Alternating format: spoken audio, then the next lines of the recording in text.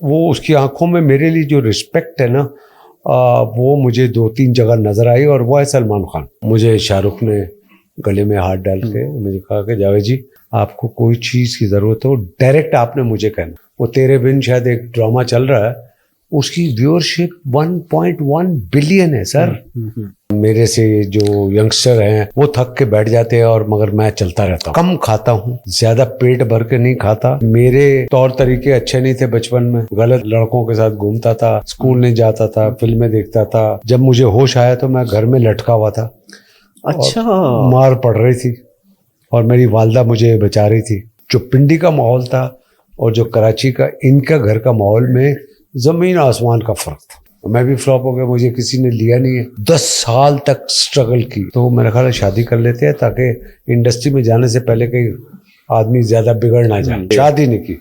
अच्छा, शादी नहीं की। क्या वजह? आपको ये लगता है कि क्योंकि डिस्टर्ब हो गए 2 दफा तो आपको लगा कि मुश्किल है? एग्जैक्टली। न्यू दिल्ली टेलीविजन, उनकी तरफ से फोन आया, इतना बड़ा हिंदुस्तान, इतनी बड़ी इंडस्ट्री, और वो फिल्म 2 महीने से रुकी हुई कि जी वो डायरेक्टर कह रहा है मेरे टाइप का बंदा नहीं मिल रहा मुझे। फराह खान ने मुझे ओम शांति ओम के लिए ऑफर कर दिया, तो मुझे जॉन मैथ्यू ने मेरा हाथ पकड़ा, जावेद जी आप वही हैं जिनको मैं तलाश कर रहा था, प्लीज इधर बैठे, मेरी फिल्म करनी है, पैसे जितने मर्जी चाहें, फलाना डिमकान।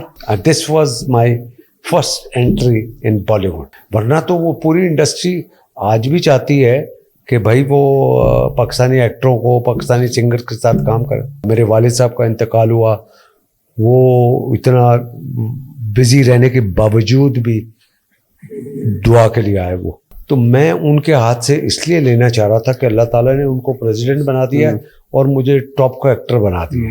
वो चेक प्रेजेंट किया इमरान खान को, जो कि उनके पॉलिटिकल करियर के पहले की बात। बड़ा होने के नाते मैंने सबको जोड़ के रखा हुआ। यानी हमने भी अगर खाना हो तो आपके पास आना पड़ेगा। Yes. आप बताएंगे नहीं? Yes. नहीं तो ये बिल्कुल ठीक है, अच्छी बात है। आप एक चीज अपने शौक से बनाते हैं। Yes. अस्सलाम वालेकुम जी, हाफिज अहमद पॉडकास्ट में खुश आमदीद। और आज के हमारे गेस्ट कई हवालों से बड़े स्पेशल हैं। शोबिज इंडस्ट्री का तो बड़ा नाम है ही है ऑफ कोर्स पाकिस्तान में, बल्कि बहुत से जो अभी शोबिज के लोग हैं वो इन्हीं से सीख के इनको देखते हैं कि अब स्टार बने हैं। और एक और हवाले से कि माशाल्लाह उनकी फिटनेस, तो इनसे हम काफ़ी सारी चीज़ों में मोटिवेशन लेंगे, खासतौर पे सेहत के हवाले से भी इनसे बात करेंगे और ऑफ कोर्स शोबिस पे भी करेंगे। मेरे साथ मौजूद है जनाब जावेद शेख साहब। शेख साहब, thank you very much for your time. अस्सलाम वालेकुम। वालेकुम सलाम। सबसे पहले यही मैं आपसे पूछना चाहता हूँ, माशाल्लाह इस एज में ये फिटनेस का क्या राज है? क्या खाते हैं या क्या एक्सरसाइज करते हैं आप? यस, देखिए एक्सरसाइज तो मेरी ज़्यादा कंसंट्रेशन जो है वो वॉक पे है। को बहुत चलता हूँ। जब मैं चलता हूँ तो फिर चलता ही रहता हूँ। मेरे से जो यंगस्टर हैं वो थक के बैठ जाते हैं, और मगर मैं चलता रहता हूँ। अच्छा।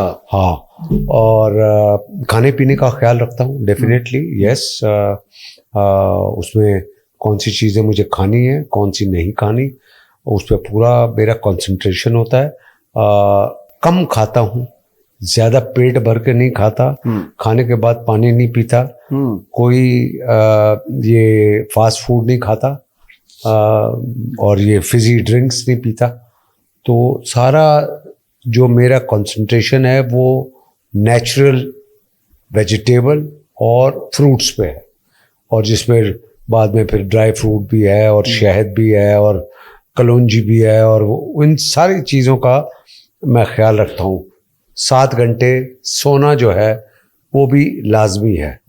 7 घंटे से कम जो है वो मैं फिर अपने आप को फिट नहीं महसूस करता।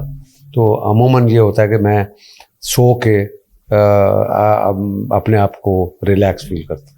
और एवरेज कितनी वॉक करते हैं डेली? कुछ किलोमीटर्स आपने डिसाइड किए हुए या कुछ? डेली तो नहीं खैर, मगर जब मैं चलता हूँ तो फिर वो 10 किलोमीटर 8 किलोमीटर पहुँच। यस सर, वो तो इट्स अमेजिंग। और खाने पीने में आपने जो तरतीब बताई है, तो क्योंकि आप ज़ाहिर है शोबिस से हैं, आपकी ट्रैवलिंग बहुत रहती है, तो कैसे मैनेज करते हैं फिर? वो तो मैं यानी कि नाश्ते में प्रेफर जो मैं घर पे जो होता है वो ये होता है कि ब्राउन ब्रेड हो गई, साथ में पॉरेज हो गया, और फिर मैं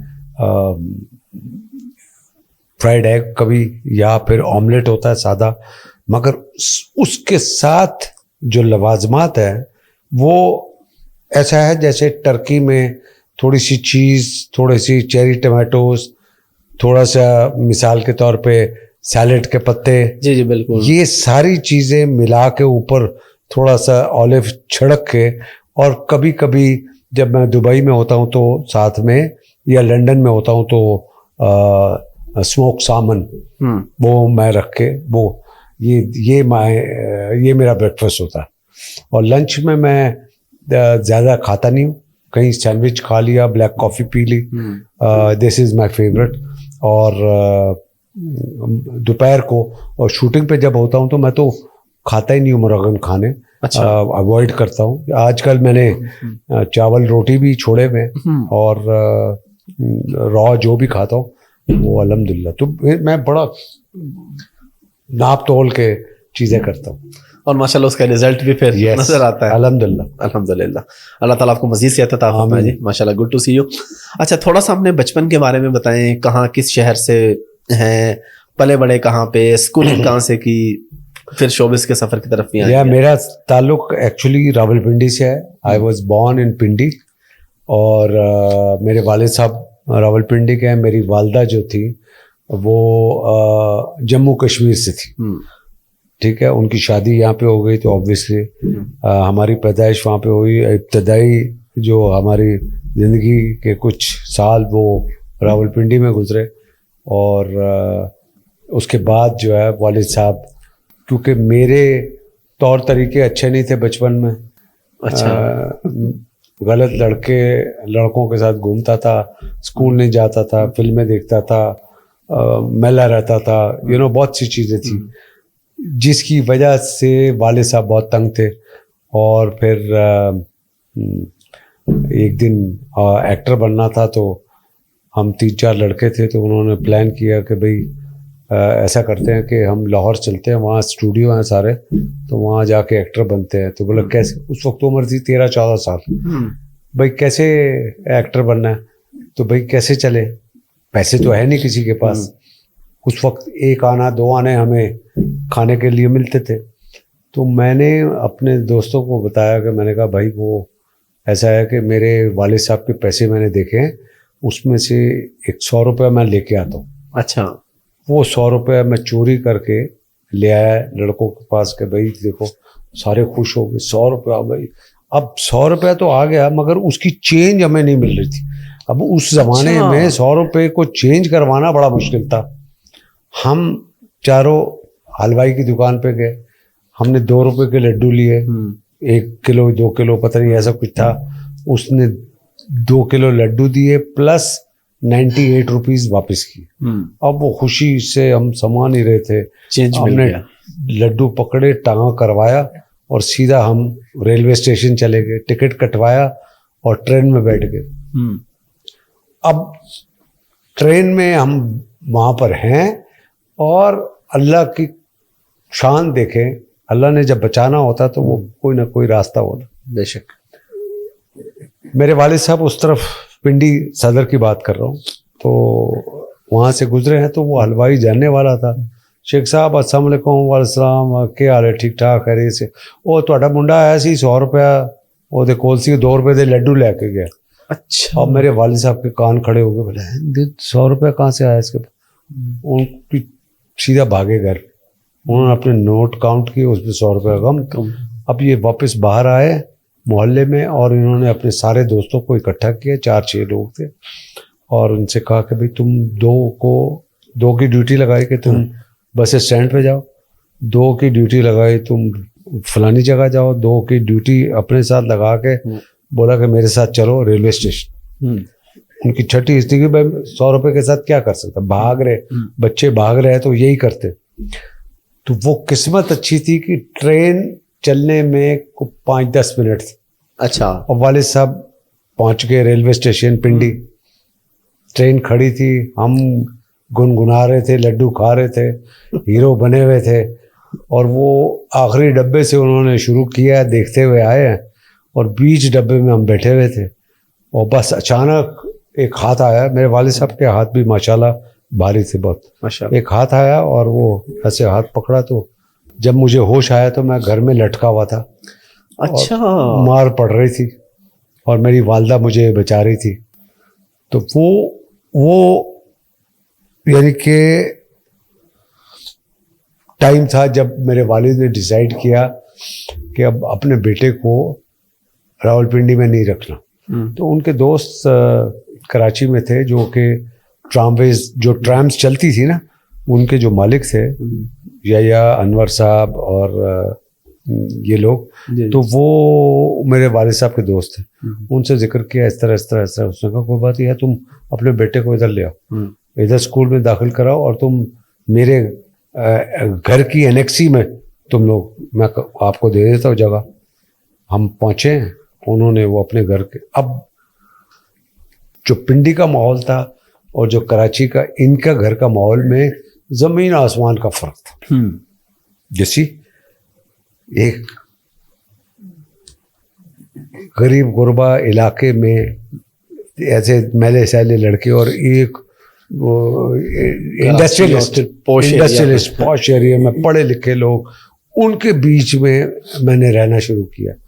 तो ऑब्वियसली वो मेरे अंदर भी वो चेंज आता गया, वो चेंज आता गया। जो मैं यहाँ स्कूल में जो भागता था इधर, अब मैं अपने स्कूल में फर्स्ट आने लग गया। पहले आप बिल्कुल दूर थे पढ़ाई से और आप फर्स्ट आने लग गए। हाँ, और मिजाज में भी फर्क आ गया, सफाई में भी फर्क आ गया, बहुत सी चीज़ें चेंज हुई। मगर उनके साथ साथ मैंने अपना जो मेरा शौक था उसको नहीं छोड़ा। रेडियो पे जाके ऑडिशन दिया, टेलीविज़न पे जाके ऑडिशन दिया, ये मैं करता रहा और फिर इस तरीके से मैं ये इन हुआ, इस फील्ड में आप आ गए। और फिर आने के बाद तो फिर यस, सबने देखा कि आप नहीं, तो बड़ी बीच में तो बड़ी कहानी है। पहली फिल्म में जब मैं हीरो सेलेक्ट हो गया, धमाका फिल्म थी, उसमें शबनम हीरोइन थी, मैं हीरो था, कमर जैदी साहब उसके डायरेक्टर थे और मौलाना हिप्पी साहब उसके, मौलाना हिप्पी यानी कि मोहम्मद हुसैन तालपुर, यूसुफ तालपुर साहब के भाई, वो उसके प्रोड्यूसर थे। और वो फिल्म नहीं चली। जब वो फिल्म नहीं चली तो मैं भी फ्लॉप हो गया। मुझे किसी ने लिया नहीं है। 10 साल तक स्ट्रगल की, 10 साल, फ्रॉम 73 टू 83 में जाके जब मेरा 82 में अनकही चला है और अनकही चलने के बाद मुझे ऑफर हुई नज़र शबाब साहब की, वो फिल्म बना रहे थे कभी अलविदा ना कह। अगेन उसमें शबनम हीरोइन थी और सबिता हीरोइन थी, and I was a single hero. और वो फिल्म मैंने की, वो फिल्म तूफान हो गई। दूसरी फिल्म शादी मगर आदि, वो भी तूफान। तीसरी जंजीर, वो भी तूफान। वो फिर चल सो चल। लेकिन पहले के 10 साल ये जो है स्ट्रगल। यस, बल्कि इसमें यंग जनरेशन के लिए मैसेज भी है लोगों के लिए। लोग ये समझते हैं कि रातों रात कामयाब हो जाएंगे, कोई भी काम है आज शुरू करेंगे तो कल हम कहाँ पे होंगे, ऐसा नहीं होता। तो शेख साहब, शादी के बारे में कुछ, आपने शादी किस एज में की थी पहले जो आपने की, लव थी या अरेंज थी, क्या सिलसिला था उसका? मेरी शादी जो पहली वो हुई जिसमें मेरे 2 बच्चे हैं, जो जीनत मेरी बेगम का नाम, वो उसमें शहजाद और मोमल, जी माशाल्लाह, वो भी अपना नाम बना लिए इंडस्ट्री में। तो मेरी शादी वो मैं उस वक्त एक फिल्म कर रहा था गजनफर साहब की, दूसरा किनारा। दीप्ति नोबल उसमें हीरोइन थी, वो इंडिया से थी और फिल्म की शूटिंग शारजा में थी। और शारजा में जो बुखातिर साहब है, वो जो स्टेडियम के मालिक है, उनके भाई उसके प्रोड्यूसर थे। तो जीनत मेरी फ़ैन थी और वो, तो मैंने सोचा कि यार मैं ऐसा करता हूँ कि मेरा ख्याल है शादी कर लेते। उनसे दोस्ती हो गई थी तो मेरा ख्याल है शादी कर लेते हैं, ताकि इंडस्ट्री में जाने से पहले कहीं आदमी ज़्यादा बिगड़ ना जाए, एक रूटीन लाइफ में आ जाए। तो वो वहाँ पे शारजा जाने से पहले मैंने फिर वो उनसे शादी कर ली। और फिर उसके टूटने की क्या वजह बनी? है टूटने की क्या वजह बनी? उसके बहुत सी कुछ जो जहनी हम आंगी है, जी वो कुछ था बीच में। मिजाज में फ़र्क था, तो उस वजह से ये वो हुआ। 3 साल शादी रही और 3 साल के बाद तलाक। आप कुछ डिस्टर्ब भी रहे उस शादी के खत्म होने के बाद? कुछ डिस्टर्ब हुए आप? यस ऑब्वियसली, हर बंदा होता है, हर बंदा होता है। फिर उसके बाद फिर मैंने एक फिल्म कर रहा था, हम और तुम जी। हम और तुम में सलमा आगा मेरे साथ थी, तो वो सलमा आगा वहाँ हम थे, तो उनकी तरफ से ये बड़ा वो मुझे वो क्या कहते हैं, ख्याल करना उनके तरफ से सारा कुछ है, और मैं इस तरफ से जो डिस्टर्ब था तो उन्होंने उसका केयर किया, और फिर उन्होंने शादी की ऑफर की, तो मैंने फिर उनके साथ शादी कर ली, और वो शादी भी 3 साल रही। अच्छा, उसमें से भी कोई बच्चे? अच्छा, नो। और फिर उनके बाद कुछ नहीं। अच्छा, उसके बाद फिर आपने कहा कि शादी नहीं की। अच्छा, शादी नहीं की। क्या वजह? आपको ये लगता है कि क्योंकि डिस्टर्ब हो गए 2 दफा, तो आपको लगा कि मुश्किल है? एग्जैक्टली। मैंने कहा ऐसा ना होगा यार, फिर कि यार ये बंदा शादी ही करता रहता है, तो वो अल्हम्दुलिल्लाह उसके बाद कोई ऐसा शादी का कोई नहीं। अच्छा, यहाँ पे भी आपने काफी काम किया और इंडिया में भी आपने बहुत काम किया, तो इंडिया में जो काम है उसकी क्या स्टोरी है? किस तरीके से आपको वहाँ पे काम मिला, और फिर कैसे आपने वहाँ पे काम किया, किन किन लोगों के साथ आपने काम किया? बाकी भी आप इस पे मजीद सवाल भी करेंगे, लेकिन इंडियन इंडस्ट्री में स्टेप इन होने का आपका वो क्या वाकया था? वो बड़ा इंटरेस्टिंग है। वो ऐसे था कि मैं अपनी एक फिल्म के म्यूजिक की रिकॉर्डिंग के लिए गया हुआ था। अच्छा। वो फिल्म थी मेरी खुले आसमान के नीचे, जो कि मैंने ये दिल आपका हुआ के बाद बनाई। उसका म्यूजिक रिकॉर्ड करने के लिए मैं बॉम्बे गया हुआ था, क्योंकि पहली फिल्म का म्यूजिक भी मैंने उधर ही किया, वहीं के सिंगर थे, इसका भी म्यूजिक मैंने वहीं रिकॉर्ड किया।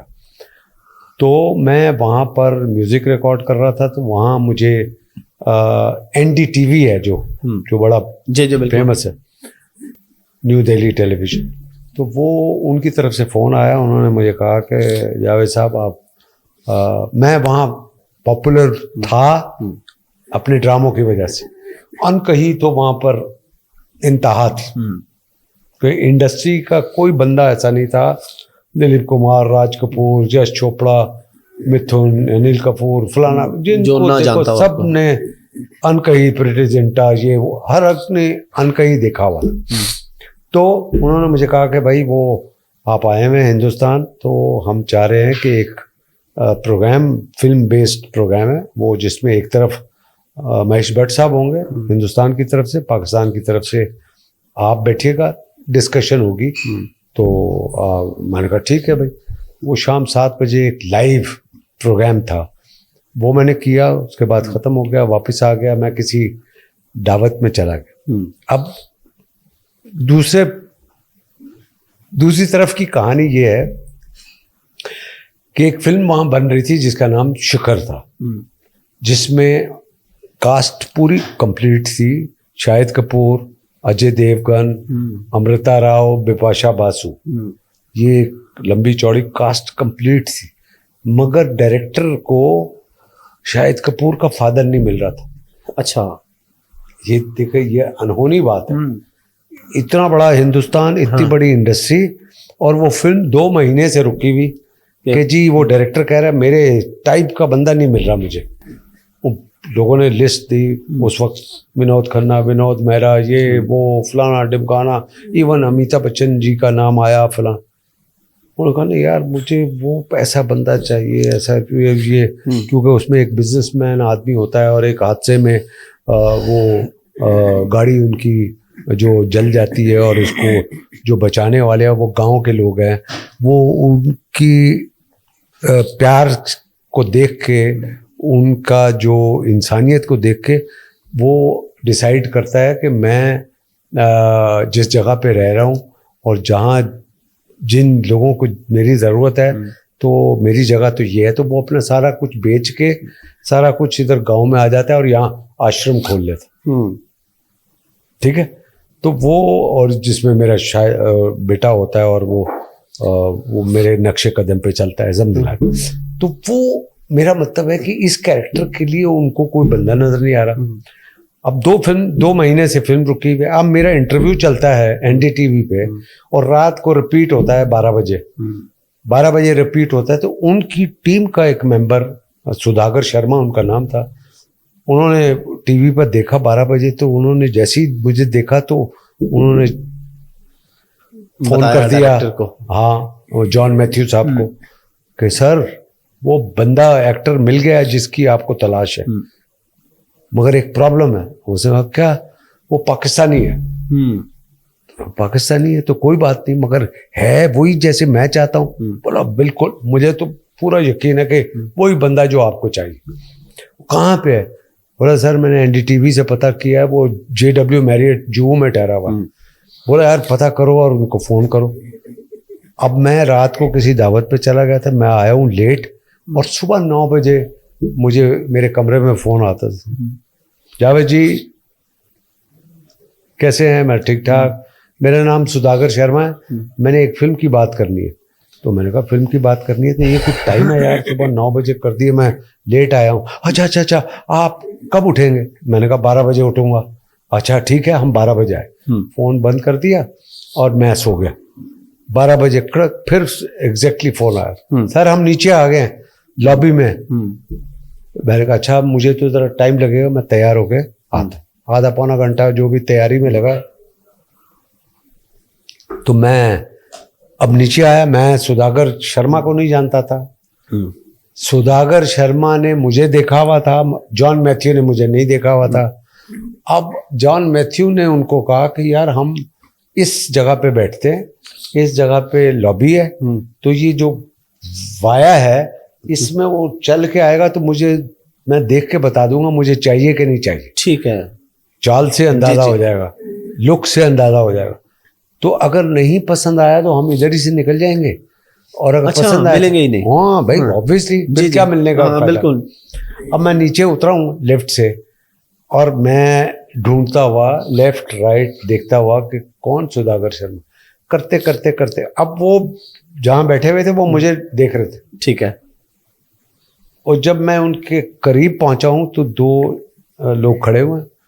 सुधाकर शर्मा आ गए, भी मेरा नाम सुधाकर शर्मा है, जावेद जी कैसे है, मैंने आपसे बात की। अच्छा ठीक है ठीक है, इनसे मिले, ये है जॉन मैथ्यू। जॉन मैथ्यू मेरे नाम कान खड़े हो गए कि ये तो वो डायरेक्टर है जिन्होंने आमिर खान के साथ सरफरोश बनाई थी, बड़ा डायरेक्टर। ये तो मुझे जॉन मैथ्यू ने मेरा हाथ पकड़ा, जावेद जी आप वही हैं जिनको मैं तलाश कर रहा था, प्लीज इधर बैठे, मेरी फिल्म करनी है, पैसे जितने मर्जी चाहें, फलाना ढिमकाना। उधर ही बैठे, उन्होंने कहानी सुनाई, पैसे डिसाइड हुआ और फिल्म शुरू हुई। This was my first entry in Bollywood. और उसके बाद तो फिर आपने बहुत सारा काम किया। फिर ऑब्वियसली दूसरी फिल्म आ गई, जाने मन आ गई, जिसमें वो फिरोज नाडियाड वाले की फिल्म थी, जिसमें सलमान खान, प्रीति जिंटा और अक्षय थे। वो फिल्म की, वहाँ मेरी मुलाकात फराह खान से हो गई। फराह खान ने मुझे ओम शांति ओम के लिए ऑफर कर दिया। जब मैं ये फिल्म कर रहा था तो मुझे वो फिल्म मिल गई, नमस्ते लंदन। तो ये चल उसके बाद तो फिर चल हम इन वाकयात पे भी आएंगे, आपसे कुछ पूछेंगे यहाँ कभी। लेकिन आज के जो हमारे हैं शोबिस के लोग, उनको उस तरह से मौका नहीं मिलता, उसकी आप क्या वजह समझते हैं? पॉलिटिकल रीजन है, या आप समझते हैं कि टैलेंट में भी कहीं ना कहीं कमी है कि अब उस तरह से मौका नहीं मिलता जिस तरीके से आपने काम किया? नहीं, मेरे बाद काफी लोगों को मौका मिला है। उस वक्त हालात बिल्कुल जी बिल्कुल, और उस वक्त मोदी साहब की गवर्नमेंट नहीं थी, तो कोई ऐसा वो चक्कर नहीं था। मेरे बाद अली जफर गया, फवाद खान गया। नहीं बिल्कुल, लेकिन अभी आज के दौर में अब नहीं, आज तो उस तरह का नहीं देखते, टोटल बंद है। बिल्कुल, वो टोटल बंद उनकी पॉलिसी की वजह से। They don't want Pakistani actor to be in India doing Indian films, ये वजह है। वरना तो वो पूरी इंडस्ट्री आज भी चाहती है कि भाई वो पाकिस्तानी एक्टरों को, पाकिस्तानी सिंगर के साथ काम करे। और आज आप किसको सबसे बेस्ट समझते हैं? अभी यंग जनरेशन में आपको सबसे बेहतर एक्टर कौन सा लगता है? एक्टर भी और एक्ट्रेस भी। कहाँ पे? पाकिस्तान में। आपका फेवरेट कौन है? देखो ये तीनों इस वक्त टॉप पे है। जब हमायूं सईद हो गया, फवाद खान हो गया, फहद मुस्तफ़ा हो गया, जी जी, माशाल्लाह ये बिल्कुल टॉप पे हैं। सबा कमर हो गई, मायरा खान हो गई, Sajal Ali, she is very good, Mayra Khan, Mehwish Hayat, ये 3-4 लड़कियां बहुत माशाल्लाह डूइंग वेरी वो Maya Ali, she is also very good. तो बहुत अच्छा है, हमारी छोटी इंडस्ट्री है, कम लोग हैं, अल्हम्दुलिल्लाह डूइंग, बड़ी अच्छी फिल्में बन रही है। तो इंडिया के अंदर आपने जिन जिन के साथ भी काम किया, उनमें आपको as a human being, as a person कौन ज्यादा बेहतर लगा? आपने शाहरुख खान के साथ भी, बाकी भी जिन जिन के साथ आपने काम किया, मेरे साथ तो या सबसे ज्यादा फ्रेंडली है? हाँ, मेरे साथ तो सबने बहुत अच्छा, बहुत अच्छा मेरा सबके साथ, शाहिद कपूर हो, ये अक्षय हो, सलमान हो या शाहरुख हो, सबने बहुत अच्छा किया। But I think as a human being जो है ना, वो खैर रिस्पेक्ट तो मुझे सबने दी, बहुत अच्छा किया। बट आई पर्सनली थिंक, हालांकि मेरा उनसे कोई ज्यादा इंटरेक्शन नहीं हुआ, ज्यादा काम नहीं किया, बट वो उसकी आंखों में मेरे लिए जो रिस्पेक्ट है ना, वो मुझे 2-3 जगह नजर आई, और वो है सलमान खान। अच्छा, यस, सलमान खान। एक देखे, एक वाक़या तो ये है कि मैं दुबई में, हमारा एक मैच था, और उनका एक मैच था जो इंडियन एक्टर्स किसी और के साथ खेल रहे थे। तो मेरे को दोस्त हैं इंडियन और पाकिस्तानी, वो मुझे साथ ले गए। तो ऐसे जानते थे सब, वो जिसके साथ काम भी, ये भी मुझे जानता था। जी जी। अब ये वहाँ पे आया, मैं इधर एक वो छोटी सी गैलरी बनी हुई थी जिस फर्स्ट रो की, उसमें मैं अपने दोस्तों के साथ बैठा हुआ था। तो बिल्कुल ही ऐसे ग्राउंड नीचे, और ये मैं इधर बैठा हूँ। तो वो सलमान खान उधर से आया, लोग उसके पीछे, ये वो तस्वीरें खराब, ये वो फलाना ढिमकाना। ऑब्वियसली दूर से वो उसकी नज़र पड़ी, उसकी नज़र पड़ी, तो मैंने बस सलाम किया ऐसे करके ना, इशारे से, बस। अब वो ठीक है, सलाम का जवाब दे दिया। वो उधर से वो जो तस्वीरें खिंचवा रहे थे सबको छोड़ के वो इधर आया है, और इधर आके मुझे बुलाया, हाँ भाई क्या हाल है, ठीक ठाक, खैरियत से, ये वो। हमारा एक म्यूचुअल दोस्त भी असलम भट्टी साहब, अल्लाह उनको जन्नत नसीब करे, तो वो उनका बड़ापन था, जो कि मुझे ये जेस्चर बहुत अच्छा लगा। फिर एक दफ़ा लंदन में मैं अपनी बेटी के साथ एक अवार्ड फंक्शन के लिए गया था, पीसा पाकिस्तान इंटरनेशनल। तो वो मेरी बेटी ने मुझे कहा कि बाबा, वो मैंने सुना है सलमान खान लंदन आया हुआ। मैंने कहा हाँ, फिर तो क्या कर, आप उसको फ़ोन करें, मैं और मेरी दोस्त से मिलना चाह रही है, हम बहुत बड़े फ़ैन हैं। मैंने कहा मैं तो कभी फ़ोन नहीं करूँगा, सवाल ही पैदा नहीं होता। तो नहीं, आप करें ना। मैंने कहा नहीं भाई, ये मेरा स्टाइल नहीं है, मैंने आज तक किसी एक्टर को भी नहीं किया। वहाँ से काम ख़त्म करने के बाद किसी को नहीं किया, अपना अपना एक अंदाज है। बिल्कुल ठीक है। इत्तेफाक से 2 दिन बाद मैं एक मॉल में गया, मॉल वहाँ सेल्फ्रिजेस बहुत बड़ा ऑक्सफोर्ड स्ट्रीट पे है, शॉपिंग सेंटर। तो वो वहाँ पर देखा तो बर्बरी की शॉप पे सलमान खान खड़ा हुआ था। अच्छा, अस्सलाम वालेकुम, अस्सलाम, क्या हाल है जावेद, ठीक ठाक, करे से, ये वो। अब यहाँ जब मैं बात कर रहा था तो मुझे मोमल की बात याद आ गई कि सलमान खान आया। तो मैंने ऐसी उससे पूछ लिया, मैंने कहा आप कब तक हैं यहाँ पे? बोला क्यों? मैंने कहा यार मेरी बेटी और कुछ उसके दोस्त हैं लड़कियाँ, वो तस्वीर खिंचवाना चाहती है। तो कहाँ पे है वो?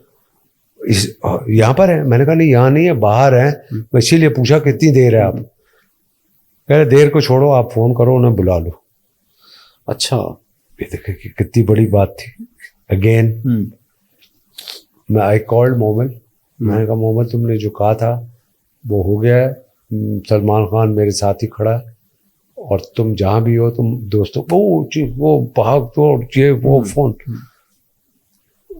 जहाँ भी थे वो आ गए। और इतनी देर में सलमान खान ने टाइम को किल करने के लिए एक दुकान, दूसरी दुकान, तीसरी दुकान, वो बेचारा करता रहा। और बड़ा जेस्चर है ये, बड़ा जेस्चर, बहुत बड़ा जेस्चर। मैं तो देखो ना, इसीलिए कह रहा हूँ, रिस्पेक्ट जो है ना, ये बहुत बड़ी बात थी। और हालांकि उसका टाइम खत्म हो गया था, उसने जो लेना था वो ले ली चुका था, बट उसने कहा कि यार मैंने बोला हुआ है तो वो ही has to honour that, and he was there. वो आए, सबने उसको माशाल्लाह अल्हम्दुलिल्लाह। चलिए जबरदस्त हो गया। ये तो सलमान खान के हवाले से आपने वाकई शेयर कर दिया। शाहरुख खान के साथ आपकी जब मुलाकात रही, जब रिकॉर्डिंग रही, कोई सेट पे कोई वाकयात बात या किस तरह हाँ के बात गपशप? वो जब मैं फर्स्ट डे सेट पे गया हूँ तो मुझे शाहरुख ने गले में हाथ डाल के मुझे कहा कि जावेद जी आप, क्योंकि वो खुद प्रोड्यूसर था जी, फिल्म जी, का और जी, ओम शांति जी जी कि भाई आपको कोई चीज़ की ज़रूरत होगी। वैसे भी वहाँ तो मेरा फुल प्रोटोकॉल था, वैनिटी वैन मेरी खड़ी हुई है, ये है 4-5 लोग आगे पीछे है, खाने पीने का सामान भरा हुआ, वैनिटी फूड फल फ्रूट सारा कुछ पड़ा हुआ। उसके बावजूद वो मुझे गले में हाथ डाल के एक साइड पे लेके गया, आपको कोई चीज़ की ज़रूरत हो डायरेक्ट आपने मुझे कहना। मैंने कहा ऐसा तो मौका ही नहीं आएगा यार, आपने तो वैसे ही इतने बंदे मेरे ऊपर छोड़े हुए। तो खैर, तो वो उस सेट पे 2 चीज़ें थी, एक तो आप तस्वीर नहीं खींच सकते थे, ऊपर से कोई सिगरेट नहीं पी सकता था। अच्छा। मैं सिगरेट उस जमाने में पीता था, अब मैं नहीं पीता। तो सिगरेट पीने के लिए मुझे बाहर जाना पड़ता था सेट से, और 2-3 दफ़ा मैं गया, मैंने देखा, और फिर मैंने नोट किया जहाँ शाहरुख बैठा है वहाँ टेबल पड़ी है, टेबल पे एस्ट्रे पड़ी है और साथ में ब्लैक कॉफ़ी पड़ी है, ऐसे करके। तो अब वो बैठा हुआ सिगरेट लगाया हुआ, बड़े मज़े से अपने डायलॉग याद कर रहा है। और मैंने सोचा, मैंने कहा यार ये तो कमाल मज़ा इसका है ना, एयर कंडीशन फ्लोर है, इतना खूबसूरत सेट लगा हुआ है, ये बंदा इधर बैठ के सिगरेट पिए और साथ में कॉफ़ी पिए तो क्या मज़ा आएगा। फिर मैंने कहा यहाँ तो मना नहीं है, बट शाहरुख उसका अपनी प्रोडक्शन है तो ही कैन डू दैट। फिर मुझे याद आया कि शाहरुख ने अभी मुझे कहा था कि अगर किसी चीज़ की ज़रूरत हो तो डायरेक्ट बता रहा। मैं चला गया, मैंने कहा एक्सक्यूज मी, बोला क्या? मैंने कहा एक बात करनी है। मैं आप सिगरेट पीते हैं? बोला यस। कॉफ़ी पीते हैं? बोला हाँ। मैंने कहा मैं भी कॉफ़ी पीता हूँ और सिगरेट पीता हूँ। वेरी गुड, कहना बहुत अच्छी बात है।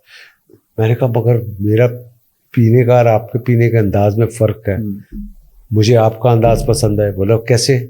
मैंने कहा अच्छा, उसकी समझ नहीं आई। मैंने कहा नहीं, वो सेट पे आपका जो टेबल पड़ा है उस पर एस्ट्रो कॉफ़ी पड़ी हुई है, तो मैं चाहता हूँ कि मैं भी। कहने भाई मुझे अपने बंदे को बुला, फ़ौरन एक टेबल लाओ, इधर साथ में एस्ट्रे रखो, ब्लैक कॉफ़ी जावेद जी को दो, और साथ में अब दोनों सूटे लगा रहे हैं और वो उधर पी रहे, मैं उधर पी रहा। और इसके अलावा भी कोई कुछ ऐसे वाकयात हैं जो ज़ाहिर है मूवी तो एक आ जाती है, वो तो सबके सामने है जो देखी। तो ऑफ द रिकॉर्ड मतलब आपने उनको एज अ इंसान, जैसे आप सलमान के बारे में बता रहे हैं, ये भी आपने जो बात बताई ये दोनों एक बड़ी बातें हैं, एक जेस्चर ही है ये भी। हाँ नहीं सबके साथ कोई जैसे मैं एक दफ़ा होटल में था अपना, जहाँ मैं ठहरता था हमेशा, JW मैरियट जूहू पे, तो वो एक दफ़ा मैं था तो उधर अक्सर सारे इंडियन एक्टर्स आते रहते हैं, तो मैं खड़ा होता पीछे से, ऐसे जफ्फी आई 1 बजे, तो मैंने देखा जावेद जी, तो मैंने देखा तो ये शाहिद कपूर था। अरे आप बॉम्बे में आए? अच्छा, हमारी फिल्म की शूट खत्म हो चुकी, मैं अब किसी और फिल्म के लिए। ठीक है। अब वो कहने लगा कि यार आप आए हैं, आपने मुझे फ़ोन नहीं किया। तो वो मैंने जो बात आपसे कही ना कि मैं फ़ोन नहीं करता। हाँ। तो ये वाला जेस्चर इज़ बेटर। हाँ, ये बैठे कॉफ़ी पीते हैं, चाय पीते हैं, ये है वो है, नेक्स्ट टाइम आप आएंगे तो आप ये कर, ये सब ने तकरीबन ऐसा किया हुआ है अल्हम्दुलिल्लाह। चलें अब थोड़ा सा हम ज़रा मुल्क के हवाले से कुछ बातचीत करते हैं, पाकिस्तान के हवाले से, फिर बाकी पॉलिटिकली कोई एफिलिएशन है आपकी या किसी को पसंद करते हैं? मुझे शौक है अच्छा सियासी चीज़ों पे नज़र रखने का। ठीक है, वो 100% है, हर खबर पे नज़र, वो वाली बात है, वो मैं रखता हूँ। और जान पहचान मेरी सबसे है, इमरान खान से भी है, नवाज शरीफ से भी है, जरदारी से भी है, और अल्लाह जन्नत नसीब करे मुशर्रफ साहब से भी। तो इन सब से थी, बट एक पॉलिटिकल एफिलिएशन मुलाकात रही आपकी इनमें? सब। अच्छा। Oh yes very close. हाँ, मियाँ साहब के साथ भी क्लोज था, जरदारी साहब के साथ भी क्लोज था, इमरान खान के साथ तो मैंने शौकत खानम के लिए बड़ा काम किया है। हाँ यस, वो 95-96 से जब यहाँ लाहौर में सबसे बड़ा इवेंट हुआ था जो हिंदुस्तान से 4 एक्टर आए थे, रेखा, जी, जी। सोनू वालिया जी जी और ये कबीर बेदी और ये आए थे। तो पाकिस्तान से मैं, नदीम साहब, बाबरा और नीली थे, 4 उधर से 4 इधर से। तो वो हमने वो किया, फिर उसके बाद लंदन, दुबई, इधर उधर बहुत काम किया, टेलीथॉन में बहुत हिस्सा लिया। तो वो बहुत काम किया, बहुत अच्छी दोस्ती। उनके जो दोस्त और मेरे दोस्त वो मुश्तरका दोस्त हैं, दुबई में होते हैं। तो वो वैसे भी खाने पीने इधर उधर मिलना मिलाना वो रहता था उनके साथ, बहुत अच्छा। अच्छा, अगर हम पॉलिटिक्स को साइड पे कर दें, बिल्कुल साइड पे, आपने इनमें से किसको एज ए इंसान या फ्रेंडली कौन ज्यादा था, या मेहमान नवाज कह लें, या वैसे नवाज शरीफ, जरदारी साहब और इमरान खान में से आपने ज्यादा बेहतर किसको पाया? वो सबकी एज ए इंसान बात कर रहा हूँ, सबकी अपनी अपनी एक क्वालिटी थी। बिल्कुल। जरदारी साहब की अपनी क्वालिटी थी, नवाज शरीफ की अपनी क्वालिटी और इमरान खान की अपनी थी। मुझे सब ने रिस्पेक्ट दी, सबके साथ ऐसे वाक़यात है मेरे कि सब ने मुझे रिस्पेक्ट दी। अब वो मिसाल के तौर पे मैं नाम लेता हूँ पहले नवाज शरीफ साहब का। ठीक है। भाई कैसे, मैं यहाँ लाहौर में यहाँ सर्वर रोड पे था, तो मैं उनसे मेरी मुलाकात हो गई बुरबन, एक फिल्म की जो मेरी पहली फिल्म थी मुश्किल 95 में, तो वहाँ शूट हो रही थी। तो वहाँ पर मेरी मुलाकात, वहाँ का जो जीएम है अंजुम, जो आजकल यहाँ पे फ्लैटिस पे है, उन्होंने मुझे बताया कि यार वो नवाज शरीफ आए हैं। और मैं नीचे शूटिंग कर रहा था, गाना कर रहा था, तो उन्होंने कहा कि वो आए हैं, तुम आ जाओ, मैं तुम्हें मिलवाता हूँ। तो मेरी पहली मुलाकात उनसे वहाँ पर हो गई।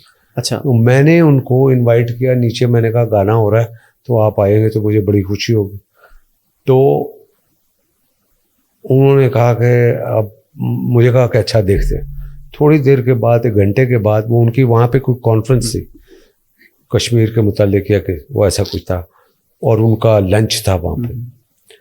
तो 1 घंटे के बाद उनका बंदा आया, उन्होंने कहा कि वो मियाँ साहब ने आपको लंच पे बुलाया है। वो कह रहे मैं तो टेक्निकली आ नहीं सकता, तो लिहाजा आप आ जाए। ठीक तो है। फिर मैं और नीली उनके लंच में वहाँ पे, तो जहाँ से हमारी दोस्ती बढ़ गई। अब मैं फिर उनके साथ गाए बगाए कहीं भी, कहीं कोई क्रिकेट मैच होता था किसी जगह पे, क्रिकेट का उनको भी बहुत शौक था, हमें भी बहुत शौक था, तो वो हमारी मुलाकात रहती। मैं ईद पे उनको मॉडल टाउन में जाके मिला करता था, मुबारकबाद देता। वो बड़ी इज्जत के साथ सबको छोड़ के मुझे बिठाते थे। इस तरह हुआ, मेरे वालिद साहब का इंतकाल हुआ, वो इतना बिजी रहने के बावजूद भी दुआ के लिए आए वो, you see, which was a great thing. बिल्कुल, बड़ी बात थी। तो वो अल्हम्दुलिल्लाह। जरदारी साहब के साथ कोई? जरदारी साहब के साथ भी बहुत अच्छा।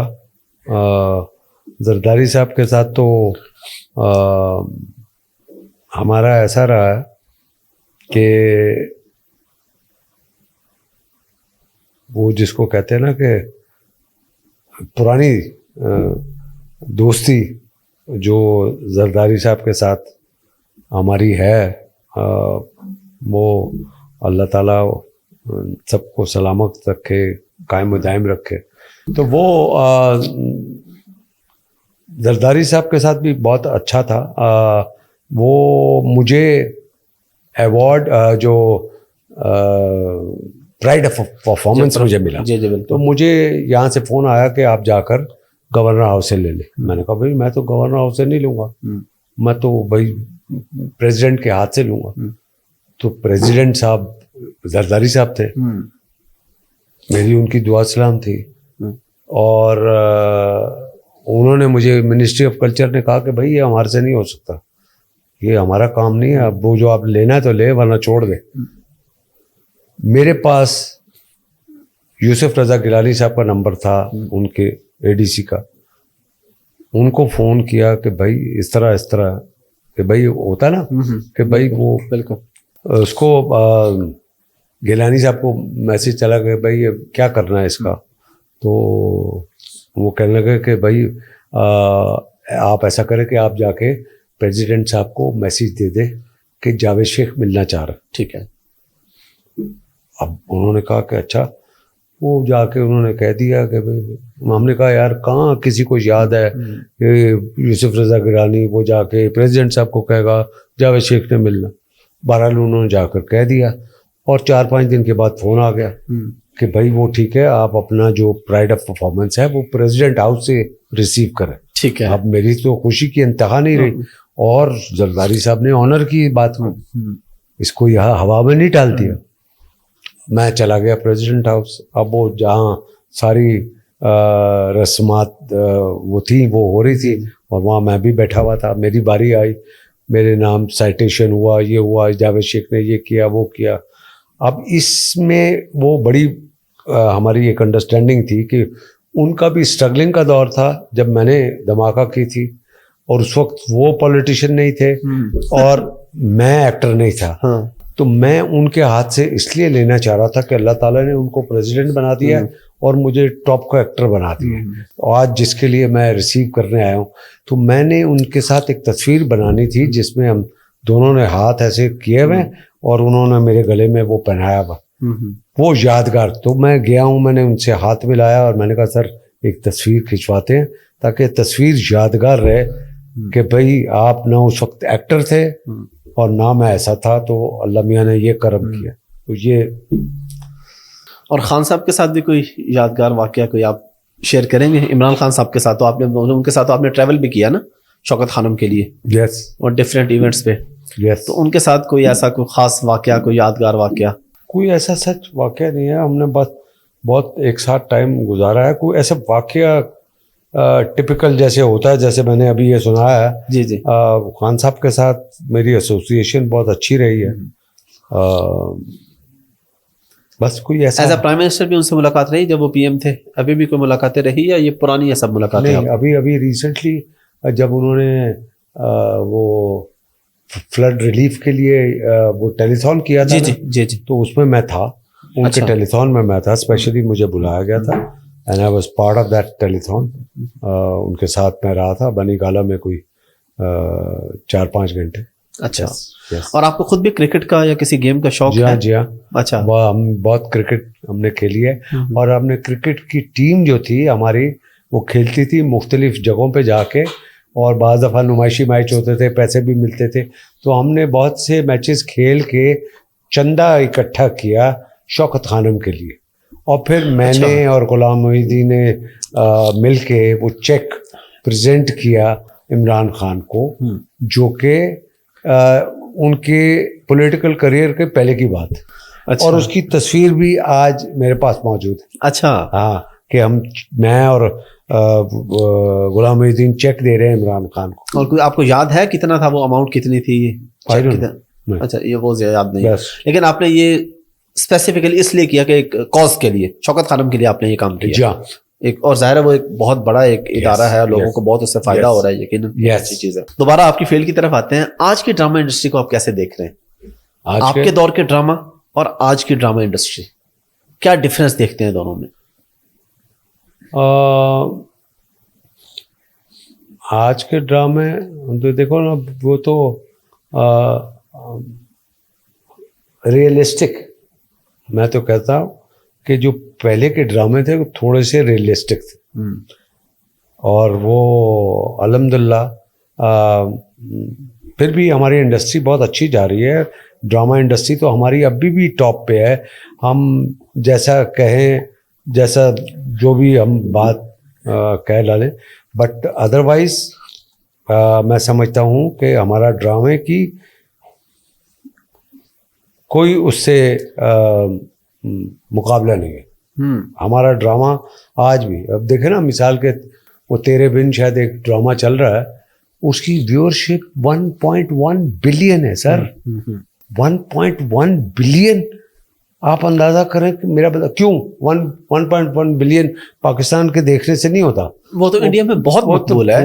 पूरा हिंदुस्तान जब तक उसके पीछे नहीं पड़ा तब तक वो 1 बिलियन नहीं पड़ा। तो ये कमाल है उन लोगों का जो कमाल करते। तो आप ये समझते हैं कि पाकिस्तानी जो ड्रामा इंडस्ट्री है वो इंडियन ड्रामा इंडस्ट्री से बेहतर है?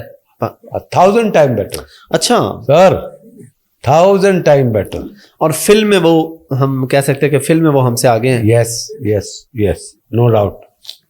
इंडिया फिल्म में तो हम वाकई बहुत आगे, वो हम मुकाबला नहीं कर सकते, बट फिर भी हम कम नहीं हैं। यस। शेख साहब, खाने का आपने बताया कि आप बड़ा हिसाब नाप किताब तोल और के- नाप तोल के नाप खाते तोल के, जी हैं, हाँ। तो कुछ बना भी लेते हैं खुद? जी हाँ, बनाता हूँ। मैं तो अच्छा। बहुत अच्छा कुक हूँ। अच्छा। Very good cook.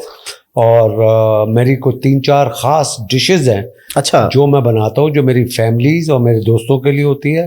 और मैं जब बाहर जाता हूँ, यानी कि दुबई हो गया, थाईलैंड हो गया, लंदन हो गया, मैं बहुत कम होटलों में ठहरता हूँ। मैं अच्छा। अपार्टमेंट्स में ठहरता हूँ जहाँ किचन हो। अच्छा। ये मेरा शौक है। मुझे बहुत अच्छा लगता है। मैं जैसे ही लंदन या दुबई में पहुंचता हूँ, सबसे पहले मैं सामान रखता हूँ, ग्रोसरी के लिए चला जाता हूँ। मैं ये टमाटर, ये प्याज, ये फलाना, ये पेपरिका, ये फलाना, ये गोश्त, ये स्मोक सामन, ये जो चीज़ें अच्छी, मेरा शौक है ये। मुझे, मेरी आंखों को बहुत अच्छा लगता है कि जब मैं ऐसी सब्जियां और फ्रूट देखता हूँ, और वो इस्तेमाल भी करता हूँ। तो क्या क्या बनाते हैं आप? नहीं, मैं मिसाल के तौर पे चाइनीज खाने में अच्छा। 2-3 जो डिशेज हैं वो मैं बहुत अच्छी बनाता हूँ। फिर मैं इटालियन में पास्ता और नूडल्स वगैरह ये मैं बनाता हूँ। फिर मैं अपना क्या कहते हैं, ग्रिल्ड फिश हो गई, ग्रिल्ड चिकन हो गया, ये बड़े अपने हिसाब से मैरिनेट करके पूरा ताम झाम के साथ, उसके साथ मैश पोटैटो, उसके बाद बॉइल्ड वेजिटेबल गार्निश करके पूरे घर वालों को देता हूँ। और वो